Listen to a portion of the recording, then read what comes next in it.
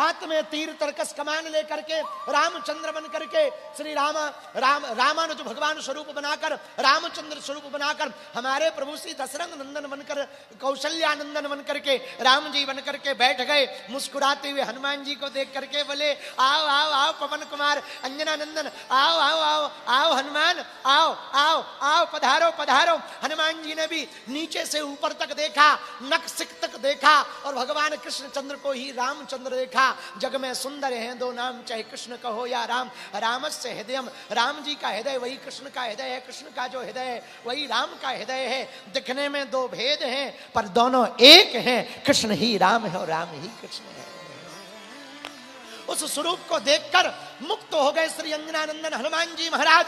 मुक्त होकर के चरण शरण में गिर गए, चरणों को पकड़ लिया। चरणों को पकड़ करके अंजनानंदन श्री हनुमान जी महाराज रोने लगे, आंखों से अश्रुपात बहने लगा। प्रभु आपने आज बड़ी विचित्र लीला की, पहले आपने अपने नाम से आज्ञा दी तो हम आए नहीं, फिर आपने इस रूप की आज्ञा दी हम चले आए, हमारी भूल को क्षमा करो। भगवान बोले तुम्हारी भूल नहीं है, हमारा ही नाटक है। ये बात हो ही रही थी कि तब तक गरुड़ जी आए और हाँफते हाँफते आए। बोले प्रभु आपने कहा था कि कह देना राम जी ने बुलाया तो बंदर आ रहा है। भगवान बोले आ गया है। अब विचार करो, इतनी देर बाद गरुड़ जी आ गए जितनी देर में पूरी राम कथा हो गई। आ रहा है बोले आ गया है। हनुमान जी पीछे मुड़ के बोले गरुड़ जी राम राम। गरुड़ जी बोले यही है, पूंछ में बांधे थे हमें, ये वही है जो पूंछ में बांधे थे। हनुमान जी बोले प्रभु हमें क्या पता ये आपके गरुड़ जी हैं, ज्यादा बक बक कर रहे थे तो हमने बांध दिया, क्षमा करो क्षमा करो प्रभु। भगवान बोले कोई बात नहीं, वो भी हमारी थी। गरुड़ जी बोले एक बात बताओ कब के आए? हनुमान जी बोले यहाँ तो सब हो गया, मुलाकात हो गई, प्रणाम प्रणाम हो गया, चाय पानी की होने वाली थी कि तब तक आ गए तुम। गरुड़ जी बोले इतनी जल्दी? हाँ तब तक भगवान ही पूछ लिए। हनुमान एक बात बताओ, हाँ हमने दरवाजे पे किसी को लगा रखा था वो मिला? वो मिला? हनुमान जी मुंह खोल के जैसे ब्लेड नहीं लोग रख लेते मुंह में, वैसे मुंह का लो प्रभु ये है आपका। हाँ ये दरवाजे पे लगे थे, ये मिल गए थे। चक्र सुदर्शन फड़फड़ा के बाहर निकले। जैसे ही फड़फड़ा कर निकले भगवान बोले का सुदर्शन चक्र? अरे बोले प्रभु बहुत खतरनाक ड्यूटी लगाई है। बोले क्यों? बोले ये भाई साहब तो मुंह में ही धरे रहे। आओ हनुमान जी बोले कुशल मनाओ, हम भगवान के पास आना था तो गुटके नहीं। चक्र सुदर्शन बोला तो क्या होता? हनुमान जी बोले यदि निगल जाते तो वापस उगल ना पाते। चक्र सुदर्शन भगवान के चरण पकड़ के बोला प्रभु बड़ी कृपा की कि आप इन्हें जल्दी मिल गए, नहीं तो 1 मिनट बाद पता लगे ये घटक जाते। आपने बड़ी कृपा की। इतना कहते ही गरुड़ का अभिमान गया, चक्र सुदर्शन का अभिमान गया। सत्यभामा जी को बैठा देख करके राम जी से, भगवान कृष्ण से ही जो रूप राम के रूप में बैठे उनसे ही हनुमान जी लेटे लेटे हाथ जोड़ के बोले प्रभु ये आपके बगल में कौन सी दासी बैठी है? माताजी कहाँ है आज? माताजी छुट्टी पे गई हैं क्या? हमारी माँ तो बड़ी सुंदर है, जनक किशोरी जी बड़ी सुंदर है और है ही है सुंदर। कनक उनका कनक स्वरूप है, स्वर्ण के समान उनका भी स्वरूप है, कनक स्वरूपा। जानकी माता कहाँ है? ये बगल में कौन सी दासी को बैठा रखा है? जैसे ही दासी कहा सो गरुड़ जी मुंह टेढ़ा कर लिए, जय भगवान। और सत्यभामा जी नीचे मुंह कर लिए।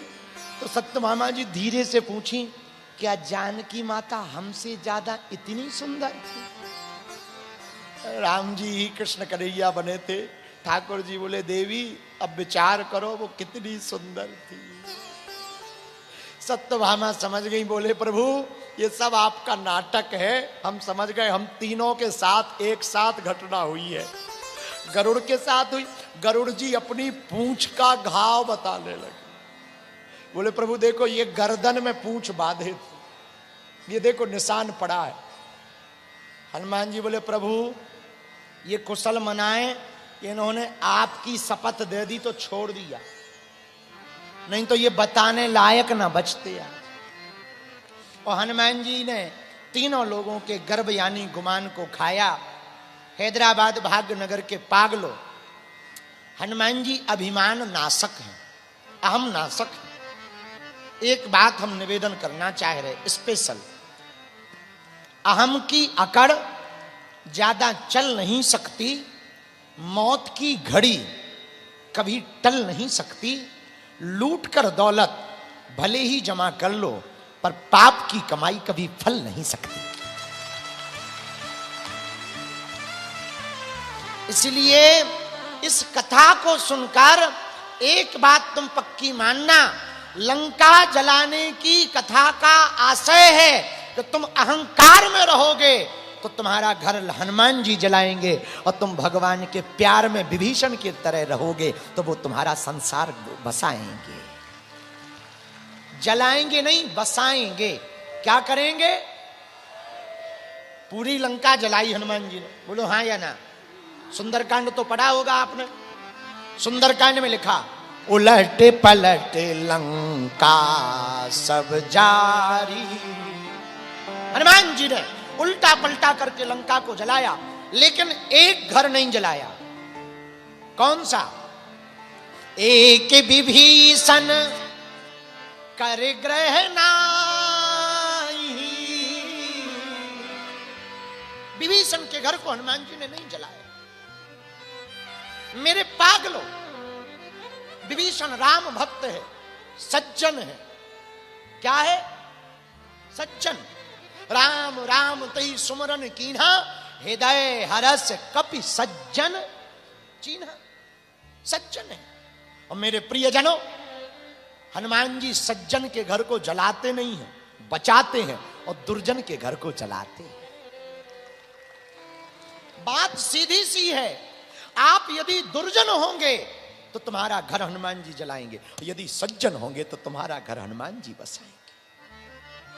इसलिए सज्जनता अंदर लाओ, सज्जनता अंदर आएगी। अहमता मत लाओ। रावण के नाश का सबसे बड़ा कारण है अहंकार, और अहंकार किसी का नहीं रहा, न पद का, न कद का, न रूप का, न यौवन का, न संतति का, न संपत्ति का। जितना भी अहंकार है ये सब क्षणिक है। रूप मिला है तो जवानी जाएगी, बुढ़ापा आएगा। पद मिला है तो जाएगा, धन मिला है तो पक्का है घाटा पड़ेगा। आज नहीं तो कल पड़ेगा, और नहीं पड़ेगा तो अलग झंझटें होंगी। इनकम टैक्स ना आ जाए, जीएसटी का कागज ना आ जाए, ईडी ना घुस जाए, सब जगह हैरानी है। कोई सुखी नहीं, कोई तन दुखी, कोई मन दुखी, कोई धन में रहित उदास। थोड़े थोड़े सब दुखी, सुखी राम के दास। जिनके पास पैसा नहीं है वो दुखी है, पैसा हो जाए, और जिन पे है वो दुखी है। अब कहां जाए? सब टेंशन में। सुखी कौन है? कौन है सुखी? बोलो बोलो बोलो। सुखी कौन है? भगवान के भक्त सुखी हैं, जो राम जी के दास हैं वो सुखी हैं। इसलिए भैया हम एक ही प्रार्थना करेंगे, भगवान के भक्त बनकर के रहोगे तो हर परिस्थिति में सुखी रहोगे। अहंकार मत करना, वरना हनुमान जी अहम नष्ट करेंगे, ये पक्का है। और हनुमान जी के भक्तों को तो एक बात याद रखनी चाहिए, कुछ भी मिल जाए उसमें एक सूत्र याद रखना हनुमान जी का। हनुमान जी ने इतने काम किए, पूछा किसने किए?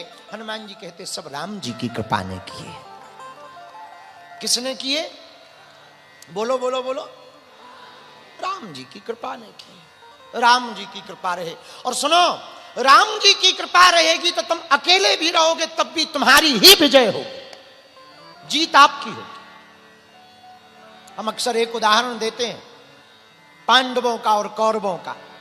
भीड़ कौरवों के पास थी, भगवान पांडवों के पास थे, पर पांडवों की पराजय नहीं हुई और कौरवों की विजय नहीं हुई।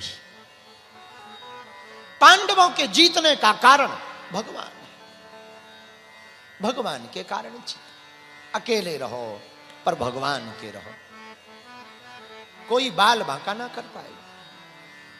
हमको एक राजस्थान का बड़ा भजन याद आता, जब ये बात आती तो कहो तो सुनाए।